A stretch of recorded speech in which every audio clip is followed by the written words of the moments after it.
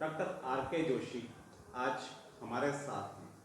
39 साल 5 माह शासकीय सेवा में आप रहे। 39 सालों का सफर आपका किस तरीके से रहा? सर्वप्रथम आपको नमस्कार।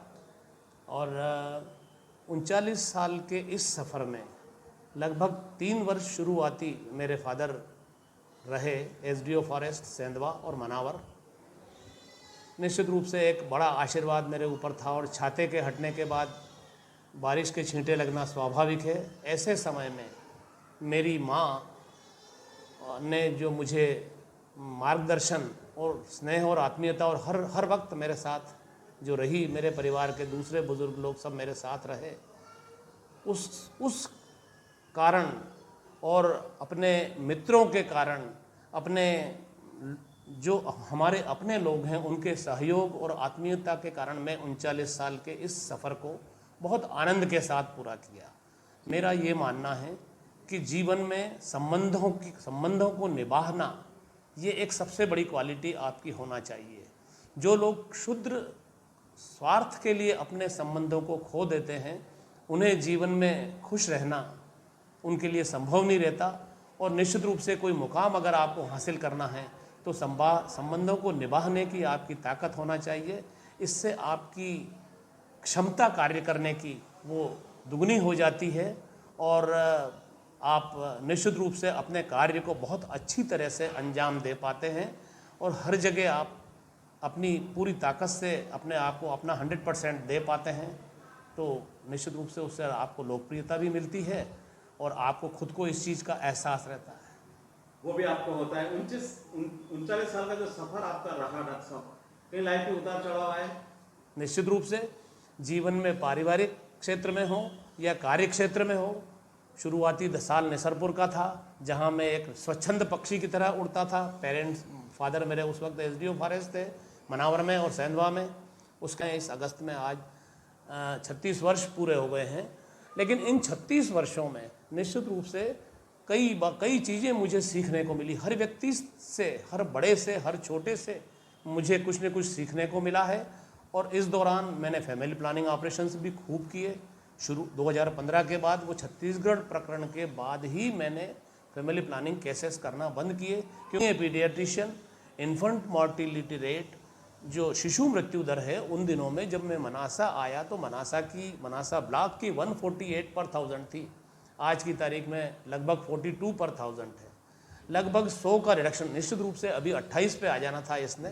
कहीं न कहीं हमारे प्रयासों में, मेरे प्रयासों में मानता हूँ मैं कि कमी रही होगी। अदरवाइज़ मुझे मेरे अपने साथियों का, प्रोफेशनल जो डॉक्टर्स हैं उनका साथ, अपने संबंधियों का साथ, अपने मित्रों का साथ और मेरे पैरामेडिकल स्टाफ का साथ इस न्यूबॉर्न केयर में भी ज़्यादा मिला।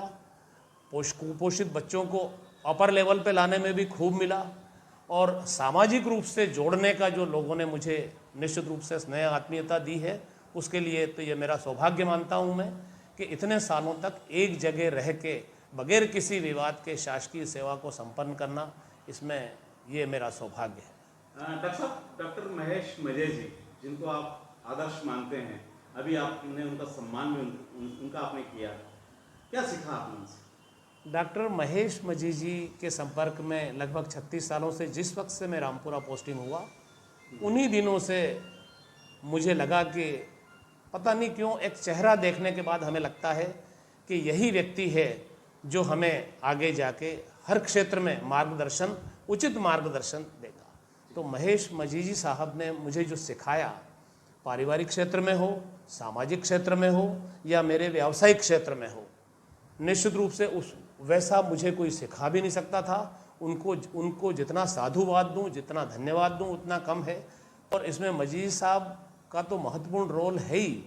मेरा ये मानना है कि उस दौरान से लेके आज तक के जो पॉलिटिशियंस हमारे यहाँ एमएलए रहे, मैं राधेश्याम जी रढ़ा, नाटा साहब, चावला जी, विजू बना और माधव भाई, सबका, इन लोगों का जो मुझसे स्नेह और आत्मीयता रही, तो निश्चित रूप से एक नाम और मैं मिस कर रहा हूँ, रामेश्वर जी मारू।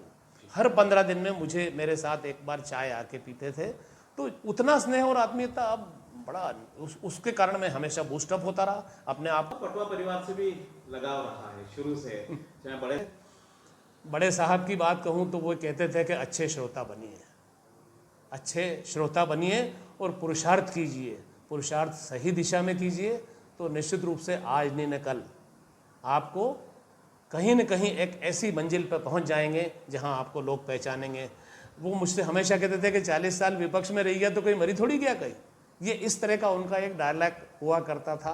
और मेरे भाई जैसे मंगल भैया जो है सागर मजी मामा साहब के बेटे, तो निश्चित रूप से मेरे भाई जैसे थे और उनका भी जो मुझे अग्रज की तरह सम्मान मिला उनकी तरफ से, मेरे लिए वो बहुत मुझे एक आत्मीयता सी महसूस उस परिवार से आज भी मैं जुड़ा हुआ हूँ।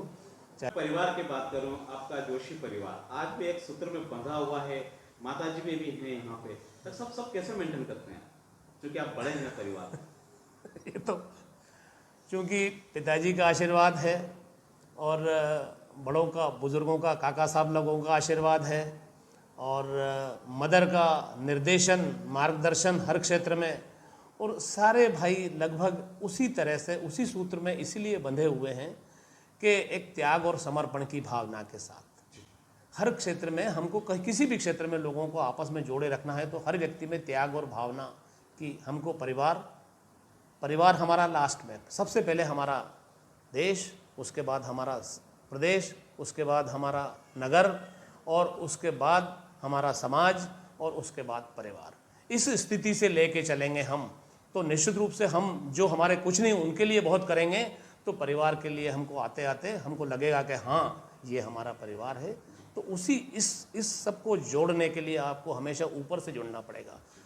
एक और मेरा अंतिम सवाल आपसे, मैं 1985 से आपके साथ जुड़ा, करीब 35-36 वर्ष आपके संपर्क में रहा। मैंने अक्सर आपको देखा है कि कहीं भी कोई प्रोग्राम होते हैं, चाहे वो अपने शादी उत्सव का मान लें, कोई फंक्शन मान लें, कार्यक्रम, सब जगह आपकी उपस्थिति है और उसके साथ आपको आपका पेशा भी आपको देखना है, मरीजों को भी आप देखना, तो सब कैसे मेंटेन करते रहे आप?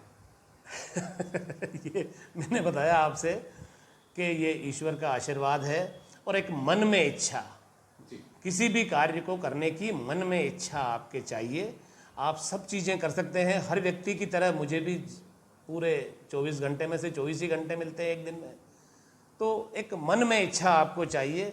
आप हर जगह उपस्थिति दर्ज करा सकते हैं, हमेशा मुस्कुराते रहिए, हमेशा खुश रहेंगे तो हमको हमारी क्षमता बढ़ेगी उससे, और जब हमारी क्षमता बढ़ेगी तो हम हर जगह अपनी ऊर्जा का सदुपयोग कर सकेंगे। अन्य बातों में न उलझिए, मेरा सबसे यही कहना है। और किसी बात का बुरा मत मानिए, हर व्यक्ति आपके समान नहीं है, हर व्यक्ति आपसे उस लेवल पे बात नहीं कर सकता है। अब आपको चाहिए कि सबको एडजस्ट करके चलें, और जब आप सबके साथ अच्छी तरह से रहते हैं, खुश रहते हैं, तो आप हर काम को बहुत अच्छी तरह से कर पाते हैं। लाइफ स्टाइल मेरी वैसी ही रहेगी, मैं हमेशा सब लोगों के लिए अवेलेबल रहूँगा, हमेशा जहाँ भी मैं, हाँ कुछ एक मानसिक रूप से जो दबाव हुआ करता था शासकीय सेवा का, वो हटा है, बाकी कोई परिस्थितियाँ नहीं बदली है। मैं आज उतना ही व्यस्त हूँ, खुश हूँ, स्वस्थ हूँ, मस्त हूँ। और आप जैसे मित्र जिनके हैं पिछले 35 सालों से, आप बताइए कहीं कोई फ्लक्चुएशन हुआ क्या? हमारे बीच में नहीं हुआ। तो इस लेवल पे रिलेशन एक तरफ से मेंटेन नहीं होते हैं, दोनों तरफ से मेंटेन होते हैं। और जैसा मेरी आदत है, अगर कहीं किसी से मेरी मित्रता होती है और किसी ने मित्र समझ के मुझे मेरा हाथ थाम लिया है, तो मैं अपनी तरफ से उसका हाथ नहीं छोड़ता हूँ। मैं सब दिल की बात कार्यक्रम में आज आप मेरे साथ जुड़े हुए हैं। मैंने अक्सर आपको गाने गुनगुनाते हुए भी सुना है, कभी गाने गुनगुनाते हैं, एक कोई गीत की 2 पंक्तियां आप हमें सुना दें। क्या बात है।